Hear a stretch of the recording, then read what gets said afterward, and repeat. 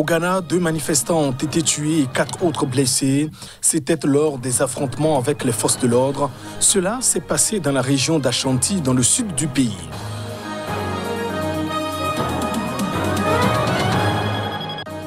En Éthiopie, l'armée minimise son retrait du Tigré. Elle estime que la région ne constitue plus une menace pour Addis Abeba. Mais attention, elle prévient les rebelles.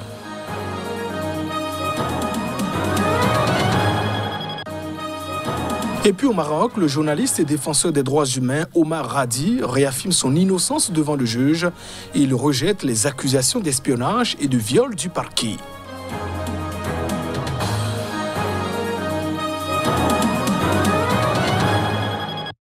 Voilà pour le sommaire de ce journal. Bienvenue dans cette édition. 2 manifestants ont été abattus et 4 autres ont été blessés lors des affrontements avec les forces de sécurité. Au Ghana, nous sommes dans la région d'Ashanti, dans le sud du pays. C'est ce qu'ont donc déclaré la police et une source hospitalière.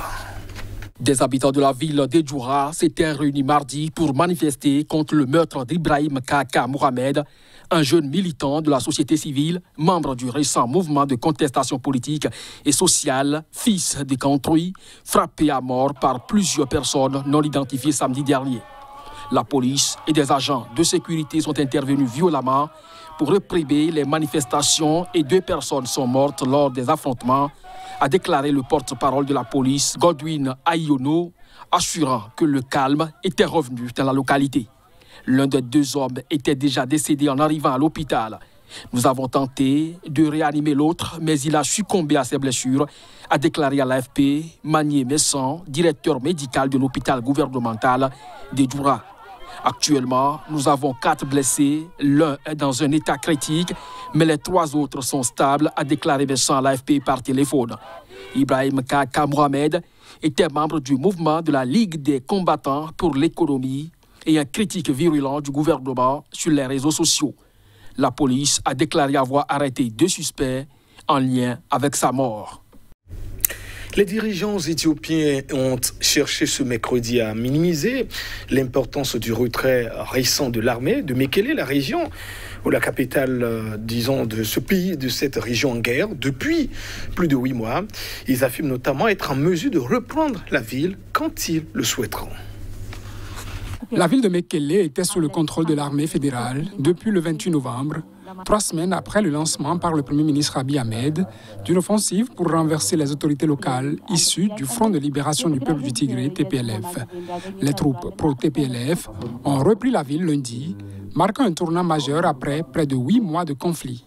Mekele a perdu son rôle de centre de gravité, a déclaré Abiy Ahmed dans une vidéo transmise mercredi par ses équipes. Du point de vue militaire, Mekele n'a pas le même intérêt que quand nous y sommes entrés, a ajouté le prix Nobel de la paix 2019.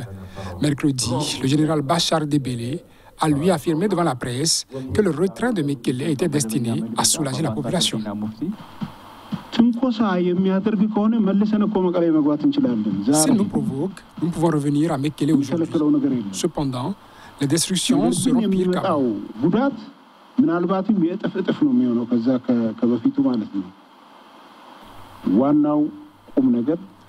La raison pour laquelle nous avons quitté le Tigré est que nous avons une autre menace. Nous avons un autre souci et une autre menace pour l'Éthiopie. Le groupe terroriste TPLF n'est plus une menace pour nous.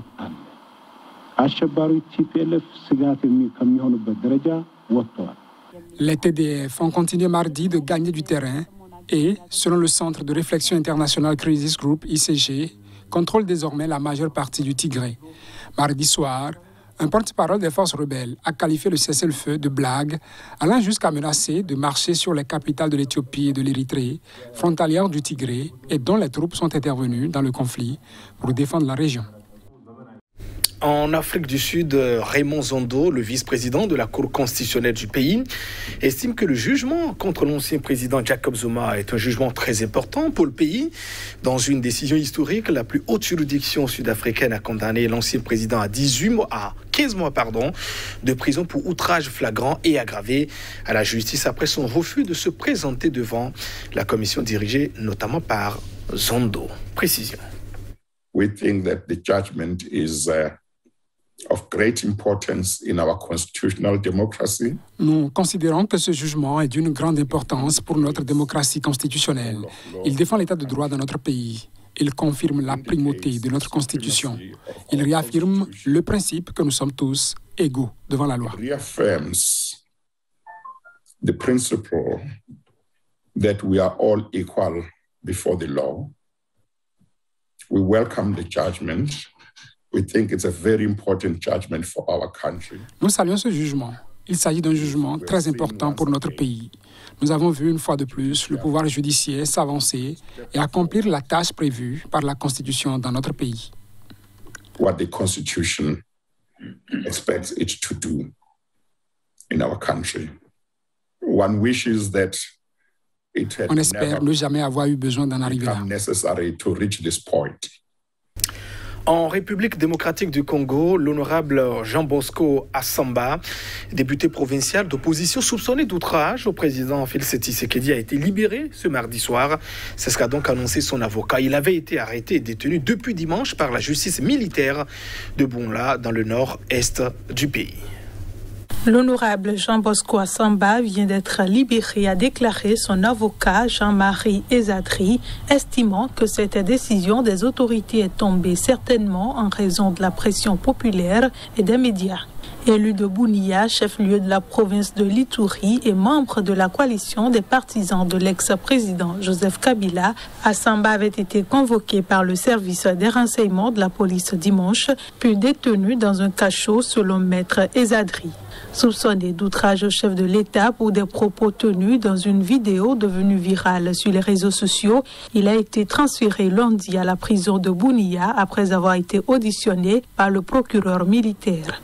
Plus tôt dans la journée, des voix s'étaient élevées pour réclamer la libération du député. En RDC, la liberté d'expression est garantie par la Constitution. Libérer le député Assamba. Cette arrestation n'honore pas ceux qui l'ont opéré.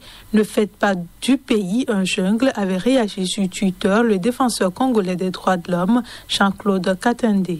Depuis l'annonce de l'emprisonnement de Assamba, plusieurs internautes congolais ont repartagé et commenté la vidéo incriminée dans laquelle on voit le député dire, entre autres, « Le président de la République trompe beaucoup, tout ce qu'il promet, il ne le fait pas.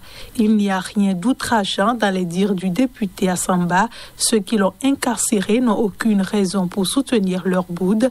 Libérez-le », jugeait de son côté Nicolas Mbiya, un autre activiste pro-démocratie.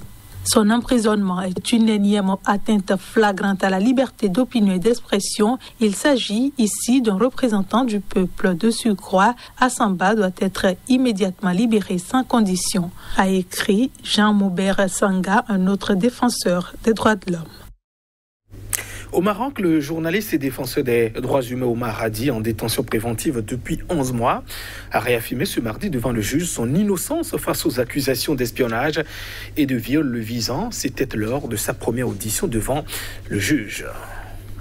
Je suis convaincu de mon innocence. Les faits qu'on me reproche sont vides et ne justifient pas mon emprisonnement depuis près d'1 an, a clamé le reporter Omar Hadi, s'estimant visé par des partis qui se considèrent au-dessus de la loi. Le journaliste de 34 ans est poursuivi pour viol et pour atteinte à la sécurité intérieure de l'État. 2 affaires distinctes, instruites et jugées conjointement. Face aux questions du juge sur des SMS échangés en 2018 avec un diplomate de l'ambassade des Pays-Bas, Hadi a balayé les soupçons d'espionnage. Où est le crime dans le fait qu'un journaliste échange et rencontre un responsable d'un pays étranger? Dans l'affaire de viol, Hadi a nié les faits, parlant de relations librement consenties. La plaignante affirmant, elle, qu'elle n'était pas consentante. Au cours de l'audience, Omar Hadi a rappelé que l'enquête pour espionnage avait été ouverte fin juin 2020, quelques jours après la publication d'un rapport d'Amnesty International affirmant que son téléphone était espionné par les autorités marocaines, ce que Rabat a toujours démenti. Son procès a été renvoyé au 6 juillet. La justice marocaine a également décidé mardi de poursuivre le procès de Souleymane Ressouni, 49 ans et en grève de la faim depuis 83 jours, malgré son absence et sa santé qui continue d'inquiéter, a indiqué à l'AFP sa défense. Le journaliste en détention préventive depuis 1 an s'est dit prêt à assister à son procès à condition d'être transporté en ambulance et d'avoir un fauteuil roulant au regard de sa santé.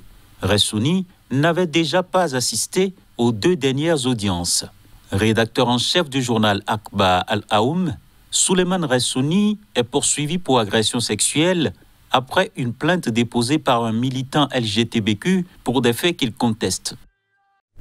Au Swaziland, le Premier ministre par intérim a déclaré l'introduction d'un couvre-feu du crépuscule à l'aube, invoquant notamment l'augmentation des cas de coronavirus. Cette mesure intervient après le déploiement de soldats pour réprimer les manifestations pour la démocratie.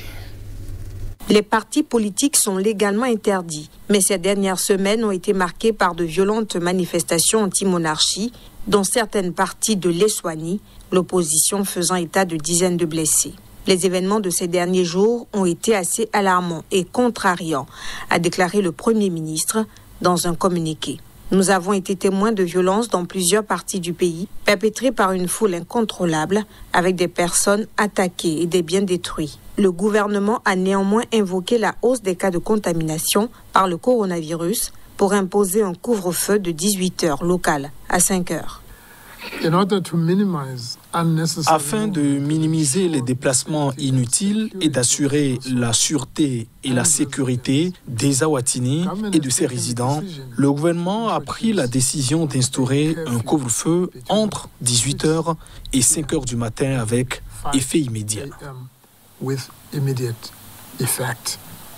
Des témoins dans les 2 principales villes, Manzini et Mbabane, ont rapporté avoir vu des soldats patrouiller dans les rues où les manifestants avaient brûlé des pneus et caillassé des voitures.